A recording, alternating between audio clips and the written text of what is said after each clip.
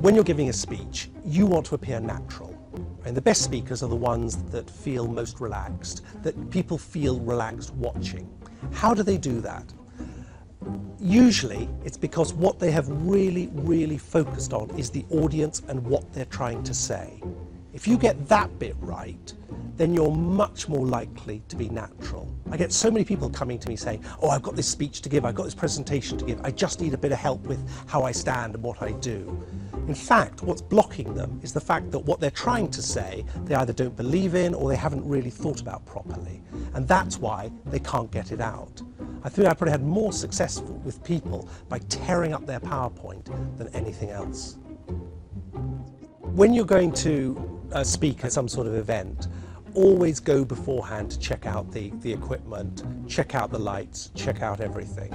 It's really for you to be comfort, and also if you get on with the AV guy, then they're likely to be just a bit nicer to you. And make sure the sound is just right, it's adjusted for your voice, the lighting doesn't dazzle you, stuff like that.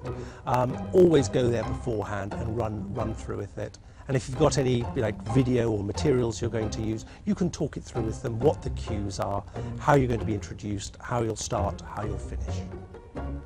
To build rapport with your audience is a very important part of giving a good presentation. That is, first of all, to do with the research you do. So you know the audience, you know what's important to them. Second, it's about what you say in the first 2 or 3 minutes.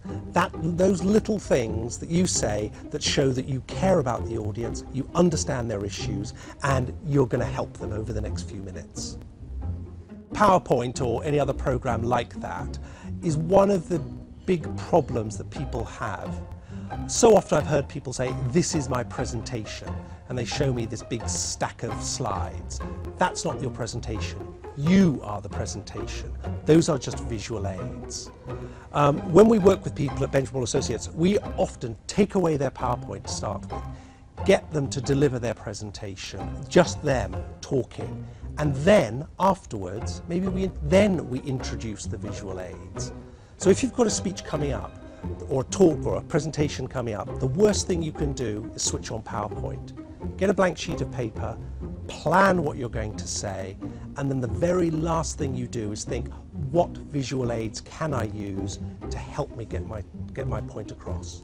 The close of a speech is probably the second most important after the opening. You want to leave the audience on a high with either a clear idea or a clear call to action. Work out those words, exactly what you want to say, and practice that. If you're short of practice time, work on the beginning and the end, because those are the two most important parts of the speech.